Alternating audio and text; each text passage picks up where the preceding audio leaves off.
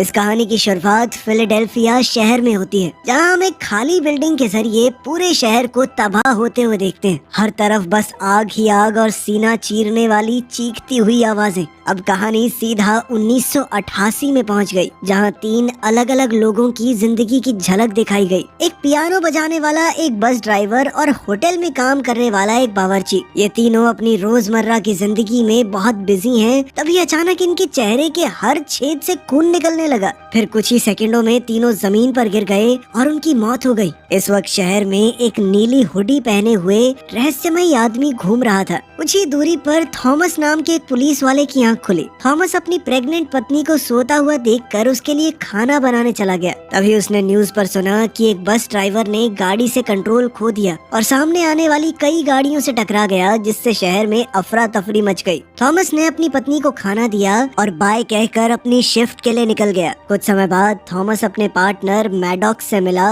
और दोनों उस जगह पहुंचे जहां बस ड्राइवर का एक्सीडेंट हुआ था। इस केस का मेन डिटेक्टिव ऑफिसर हॉल्ट को बनाया गया, जो कि थॉमस का जीजा भी था। थॉमस ने जब मरी हुई ड्राइवर को चेक किया तो वो घबरा गया, क्योंकि उसके चेहरे से खून बह रहा था। उसका दिमाग लगभग पिघल चुका था। मौत का कारण खून बहना बताया गया। थॉमस को उसकी गर्दन पर 3 निशान भी दिखे, बिल्कुल छेद की तरह, लेकिन हॉल्ट ने कहा कि ये बर्थ मार्क होगा और उसे अनदेखा कर दिया। तभी उन्हें खबर मिली कि 2 और लोग बिल्कुल इसी तरीके से मारे गए हैं और उन दोनों की गर्दन के पीछे भी 3 ऐसे ही निशान हैं। इसके बाद ऑफिसर सीधा उन 2 लोगों को भी देखने गए। ये दोनों भी खून बहने की वजह से ही मरे थे। थॉमस केस पर अपनी राय देने लगा, मगर होल्ट ने उसे इस केस से दूर रहने को कहा, क्योंकि उसे लगा कि ये केस उसके प्रमोशन के लिए काफी अच्छा रहेगा।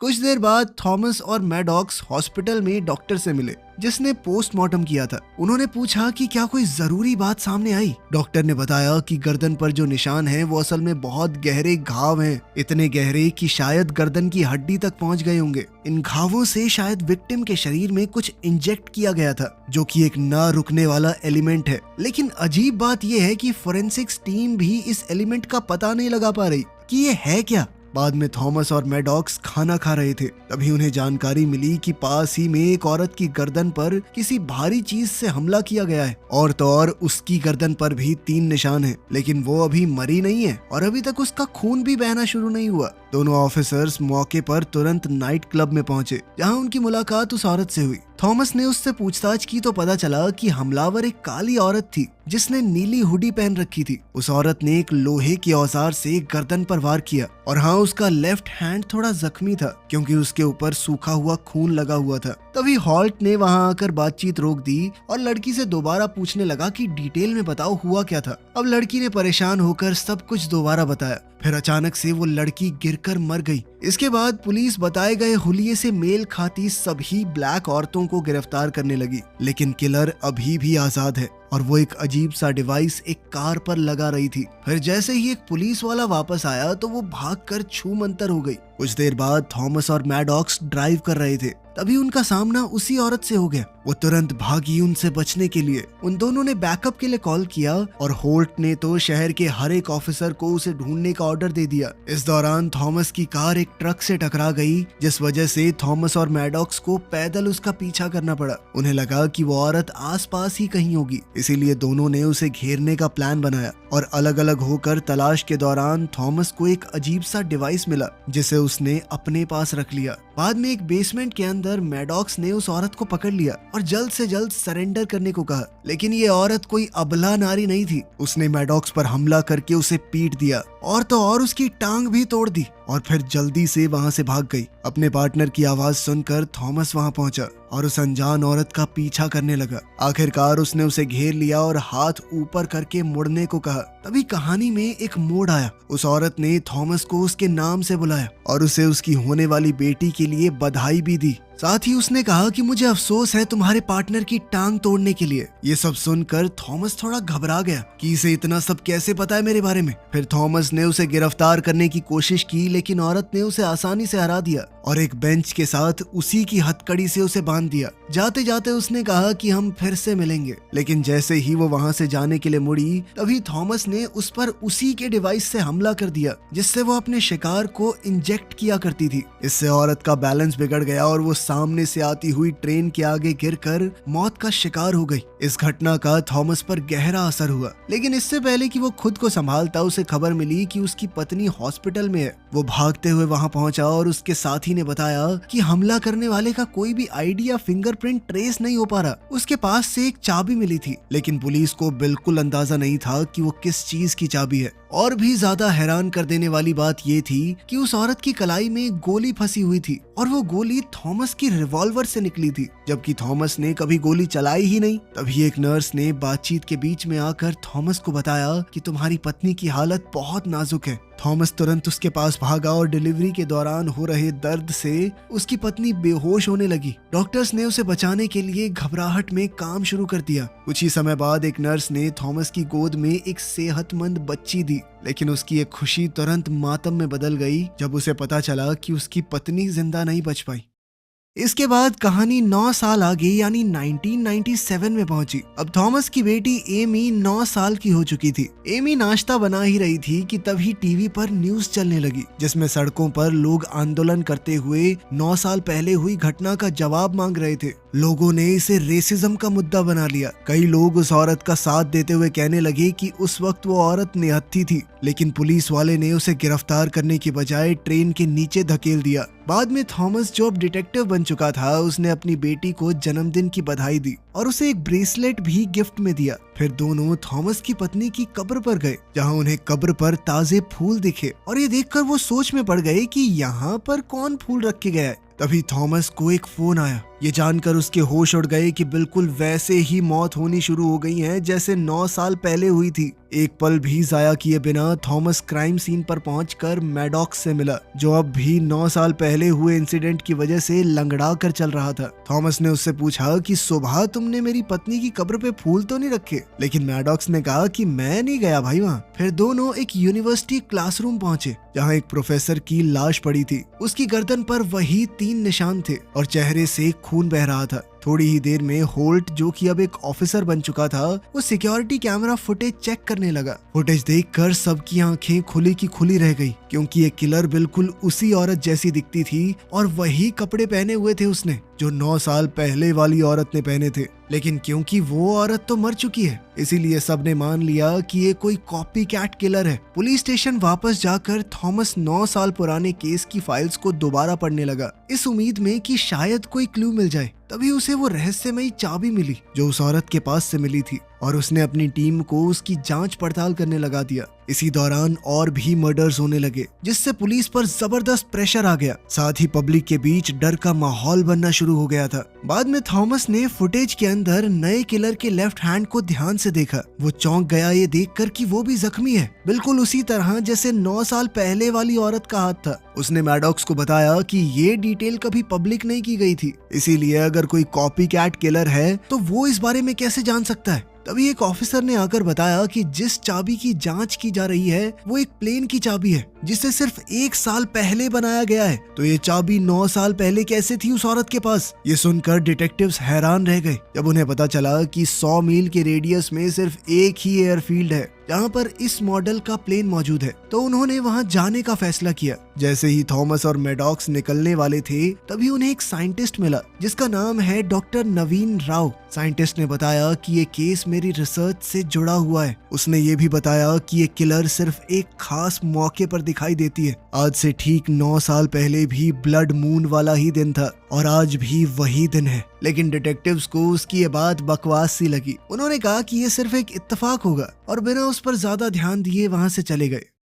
कुछ देर बाद डिटेक्टिव्स एयरफील्ड पहुंचे। थॉमस अकेला अंदर चला गया और वहां के मैनेजर से मिला। उसने उसे औरत की तस्वीर दिखाई और पूछा कि क्या उसने उसे पहले कभी देखा है। मैनेजर ने मना कर दिया, लेकिन वो काफी घबरा गया। इसी बीच औरत भी वहीं एक दीवार के पीछे छुपी हुई थी। थॉमस ने उस आदमी की घबराहट को महसूस कर लिया, इसीलिए वो कागज पर लिखकर उससे बात करने लगा और जान गया कि यहाँ कोई और भी मौजूद है। जैसे ही थॉमस ने अपनी बंदूक की तरफ हाथ बढ़ाया, तभी अचानक उस औरत ने उस पर बंदूक तान दी और कहा कि तुम्हें फिर से मिलकर अच्छा लगा। फिर उस औरत ने मैनेजर से कहा कि थॉमस को कुर्सी से बांध दो। इसी दौरान थॉमस ने चालाकी से बाहर खड़े अपने दोस्त को कॉल कर दिया और उसने सब कुछ सुन लिया। औरत ने मैनेजर से प्लेन की चाबी मांगी और मजबूरी में उसने उसे चाबी दे भी दी। फिर जैसे ही मैनेजर ने छुपी हुई गन की तरफ हाथ बढ़ाया तो औरत ने तुरंत उसे मारकर नीचे गिरा दिया। तभी दूर से पुलिस सायरन्स की आवाज सुनाई देने लगी। औरत ने घबरा कर थॉमस को हॉस्टेज बना लिया। उसी पल मैडॉक्स कमरे में घुस आया। तभी औरत ने बिना सोचे समझे सीधा उसके माथे में गोली मारी। लेकिन जैसे ही उसे एहसास हुआ कि जिस इंसान को उसने गोली मार दी वो मैडॉक्स है, तो वो अपने किए पर पछताने लगी। थॉमस ये देखकर पूरी तरह टूट गया, लेकिन उस औरत ने उसे पकड़कर प्लेन में डाला और पुलिस के आने से पहले ही उसे प्लेन में ले गई। ऑफिसर होल्ट ने नोटिस किया कि उसका साला भी प्लेन के अंदर है, इसीलिए उसने पुलिस को गोलियां चलाने से मना कर दिया। बाद में वो औरत थॉमस से कहने लगी कि तुम मेरा पीछा करना बंद कर दो, और साथ ही उसने दावा भी किया कि मैं जो भी कर रही हूँ बहुत जरूरी है। उसका कहना था कि हर 9 साल में मैं वापस आऊंगी, ठीक इसी दिन पर, लेकिन सिर्फ थोड़े से समय के लिए, और मुझे कोई मार नहीं सकता। मगर थॉमस ने कहा कि मैं तुम्हारा पीछा करना कभी नहीं छोड़ूंगा। इस बात से औरत ने उसे प्लेन से बाहर फेंक दिया। थॉमस नीचे समुद्र में जा गिरा और बाद में किसी तरह किनारे तक पहुंच गया, जहां उसे जले हुए प्लेन का मलबा दिखा, लेकिन वो औरत कहीं नजर नहीं आई। अगली सुबह होल्ट और उसकी टीम वहां पहुंचकर किलर को ढूंढने की बेचैन कोशिश करते रहे। तब थॉमस ने उनसे कहा कि बेकार मेहनत मत करो, वो औरत फ्यूचर से आई थी। ये सुनकर होल्ट उसे ऐसे देख रहा था मानो वो पागल हो चुका हो। इस सब के चलते 9 साल और बीत गए और 2006 आ गया, जहां एक बूढ़ा होता हुआ थॉमस किसी हैरल्ड नोवैक नाम के आदमी की कब्र खोदता हुआ दिखाई दिया। उसने कंकाल निकाला और उसकी गर्दन की हड्डी में एक निशान को देखा। इसके बाद थॉमस अपनी गाड़ी के पास गया और अपनी इन्वेस्टिगेशन को दोबारा शुरू किया। एक न्यूज़पेपर क्लिपिंग से पता चला कि डॉक्टर नवीन राव काफी समय से लापता है। अगली सुबह थॉमस हैरल्ड की विधवा बीवी से मिलने गया और खुद को एक प्राइवेट इन्वेस्टिगेटर बताया, जो कि उसके पति के बारे में कुछ सवाल पूछना चाहता है। महिला हैरान हो गई क्योंकि उसका पति तो 18 साल पहले मर गया था, लेकिन फिर भी उसने उसे अंदर आने दिया। फिर वो थॉमस को हैरल्ड की पुरानी फाइल्स दिखाने लगी, जिससे पता चला कि हैरल्ड गोरे लोगों को बाकी सबसे ऊपर मानता था और इसीलिए उसने रियल अमेरिकन मूवमेंट की शुरुआत की। उसने बताया कि हैरल्ड इतिहास की किताबों का हवाला देते हुए अपनी गलत मैसेज फैलाता था कि देखो ये देश हमने बनाया है, इन सबको तो गुलाम बना के लेकर आए थे हम यहाँ पे, आज ये बराबर कैसे हो गए। ये सब भी पता चला कि हैरल्ड के साथ साथ उसकी पिछली बीवी हेदर इस सब में शामिल थी, जब तक उन दोनों का रिश्ता टूट नहीं गया। खैर थॉमस ने कुछ पैसे देकर एक लिस्ट ले ली जिसमें उन सभी लोगों के नाम थे जो हैरल्ड से जुड़े हुए थे। बाद में थॉमस फाइल पढ़कर ये जान गया कि किलर औरत के बाकी शिकार भी इसी लिस्ट में थे। हैरानी की बात ये थी कि वो सभी हैरल्ड के पॉलिटिकल ग्रुप से जुड़े हुए थे। फिर थॉमस अपनी बेटी एमी को स्कूल से लेने गया क्योंकि आज उसका 18वां जन्मदिन है। तभी ये भी पता चला कि थॉमस अब एक डिटेक्टिव नहीं रहा, क्योंकि वो इस केस को लेकर बहुत पर्सनल हो गया था। साथ ही वो अपनी बेटी पर भी ध्यान नहीं दे पा रहा था, इसीलिए अब एमी होल्ट के परिवार के साथ रहती है। बाद में थॉमस होल्ट से मिला और उसे किसी दूसरे विक्टिम के बारे में बताने लगा, जो कि हैरल्ड था, जिसकी मौत को ड्रग ओवरडोज का नाम दे दिया गया। थॉमस उसे हैरल्ड के साथ जुड़े हुए लोगों की लिस्ट दिखाने लगा और पता चला कि सीरियल किलर के सभी शिकार रियल अमेरिकन मूवमेंट से ही जुड़े हुए हैं। थॉमस ने होल्ट को बताया कि वो रहस्यमयी औरत समय में पीछे आती है और वो 1997 में जिंदा नहीं हुई थी। असल में वो तब तक मरी ही नहीं। थॉमस ने ये दावा किया कि आज वो वापस आएगी और होल्ट से कहने लगा कि हेदर रसल नाम की औरत को ढूंढना है हमें। लेकिन होल्ट ने कहा कि तेरी बातें बिल्कुल बकवास हैं, कुछ भी बोल रहा है तू। तेरी बेटी हमारे घर पल रही है, वो याद करती है अपने पापा को। जिंदगी को दोबारा संभाल मेरे भाई, उसके लिए संभाल ले खुद को। जब होल्ट जाने लगा तो थॉमस आंखों में आंसू लिए उसके पास गया और अपनी गलतियों के लिए माफी मांगने लगा। उसने कहा कि वो मदद चाहता है। फिर होल्ट ने उसे तसल्ली दी और कहा कि मैं हर तरह से मदद करूंगा। दोनों गले मिले और होल्ट वहां से चला गया। लेकिन पता चला कि थॉमस का उदास होना सिर्फ एक नाटक था। उसने मौका देखकर होल्ट का बैज चुरा लिया। बाद में थॉमस ने पुलिस स्टेशन कॉल किया और होल्ट बनकर बात करने लगा और बड़ी चालाकी से हेदर रसल का एड्रेस निकाल लिया। और जब वो वहां पहुंचा तो दंग रह गया। वहां एक लाश पड़ी थी जिसका चेहरा बिल्कुल पिछले विक्टिम्स की तरह खून से भरा हुआ था। और फिर अचानक से किलर नजर आई और थॉमस ने उसके लेफ्ट हाथ को जख्मी कर दिया। लेकिन वो औरत मोटरसाइकिल पर तेज रफ्तार से भाग निकली। थॉमस ने गुजरते हुए ट्रक को छीना और उसका पीछा करना शुरू कर दिया। काफी देर तक उसका पीछा करने के बाद थॉमस एक सुरंग में घुस गया, जहां वो औरत एक टाइम ट्रैवलिंग मशीन के अंदर बंद हो गई।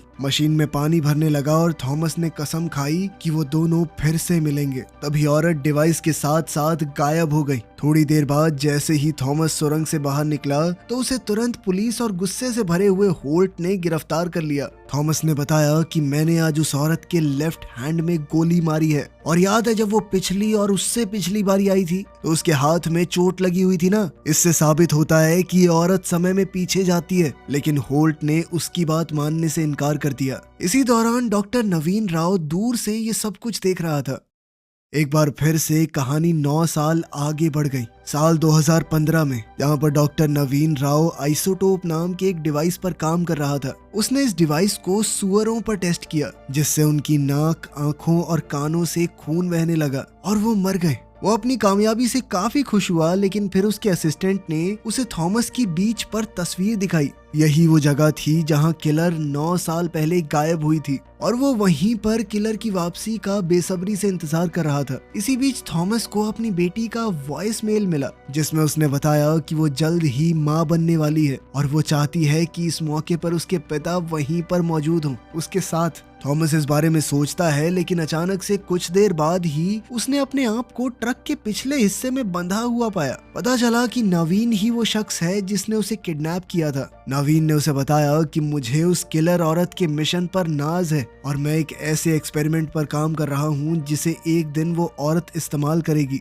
मैं नहीं चाहता कि तुम उसे मार दो और सब कुछ बर्बाद हो जाए, इसीलिए तुम्हें 3 दिन तक बंद रखना जरूरी होगा। थॉमस बहस करता रहा कि वो औरत बेगुनाह लोगों को मार रही है, लेकिन नवीन इसके जवाब में कहता रहा कि ये सब कुछ एक भयानक घटना को रोकने के लिए है। वो औरत तो हमें बचा रही है। साइंटिस्ट बोल ही रहा था, तभी थॉमस ने चालाकी से खुद को आजाद कर लिया और नवीन पर हमला बोल दिया। इससे नवीन ने ट्रक पर से कंट्रोल खो दिया और फिर दोनों का एक्सीडेंट हो गया। नवीन गाड़ी के नीचे फंस गया और थॉमस इस मौके का फायदा उठाकर वहां से भाग गया। दूसरी तरफ वो रहस्यमयी औरत एक बार फिर से अपनी टाइम मशीन के साथ पहुंच गई। वो सुरंग से बाहर निकली और बीच की तरफ बढ़ने लगी, लेकिन उसे बड़ा झटका लगा जब उसने देखा कि थॉमस पहले से ही वहां मौजूद है और थॉमस ने पहले ही उस पर बंदूक तानी हुई है। लेकिन वो औरत जिसका नाम राया है, उसने एक जबरदस्त सच्चाई बताई। वो कहने लगी कि मैं जानती हूँ तुम मुझे नहीं मारोगे, क्योंकि तुमने ही तो मुझे ये काम दिया है। उसने अपनी माँ के दिए हुए ब्रेसलेट को दिखाया और थॉमस हैरान रह गया जब उसे एहसास हुआ कि ये वही ब्रेसलेट है जो उसने कभी एमी को तोहफे में दिया था। यहीं पर थॉमस को जोरदार झटका लगा। वो राया का नाना है। राया आज ही उसकी बेटी की कोख से जन्म लेने वाली है। अब उसे अफसोस होने लगा कि 1988 में मैंने तुम्हें मार दिया था। थॉमस उससे गुहार लगाने लगा कि पीछे जाकर इस सब को रोक दो, लेकिन राया ने कहा कि ये सब हो चुका है और टाइम ट्रैवल एक ही तरफ होता है, बार बार वापस जाना मुमकिन नहीं है। उसने बताया कि मेरा मिशन इसी बीच पर इसी दिन से शुरू होता है और हमेशा मेरी मौत के साथ खत्म। जाने से पहले राया थॉमस से कहने लगी कि आप मम्मी के पास जाइए, उनका ख्याल रखिए, उन्हें उनके पिता की जरूरत है। ये कहकर राया वहां से चली गई और थॉमस आंखों में आंसू लिए जमीन पर बिलक बिलक कर रोने लगा। फिर कहानी में भविष्य से जुड़ी हुई कुछ झलक दिखाई दी, जहाँ पर राव टेक्नोलॉजीज नाम का एक इंस्टीट्यूट है। वहाँ एक बुजुर्ग व्हील चेयर पर बैठा हुआ नवीन आइसोटोप डिवाइस राया को देते हुए नजर आता है। एक और जबरदस्त ट्विस्ट में पता चला कि कहानी की शुरुआत में जो हमला दिखाया गया था वो उसी रेडिकल ग्रुप की वजह से हुआ था जिसे हैरोल्ड नोवाक ने शुरू किया था। इसके बाद हुई सिविल वॉर में लाखों लोग मारे गए और लोग बदला लेने के चक्कर में एक दूसरे को मारने वाले दरिंदे बन चुके थे। राया का मिशन था समय में पीछे जाकर ऐसे लोगों को मारना जो आगे जाकर इस पार्टी को बड़ा करेंगे, ताकि वो 2024 में होने वाले बॉम्ब ब्लास्ट को रोक सके, जिसकी वजह से जंग शुरू हुई थी। जैसे ही राया अपना मिशन पूरा करती है, हम वही सीन दोबारा देखते हैं जहाँ से कहानी शुरू हुई थी, लेकिन इस बार शहर में तबाही नहीं हुई। इससे ये पता चला कि राया अपने मिशन में कामयाब हो गई। फिर कहानी वापस 2015 में आ गई, जहाँ थॉमस फूल लेकर हॉस्पिटल पहुंचा और उसी वक्त एमी ने राया को जन्म दिया। थॉमस ने बड़े प्यार से राया को अपनी गोद में लिया, क्योंकि वो जानता था कि ये वो बच्ची है जो भविष्य की दिशा तय करेगी। वीडियो पसंद आई तो लाइक कर देना, चैनल को सब्सक्राइब कर लेना। मिलते हैं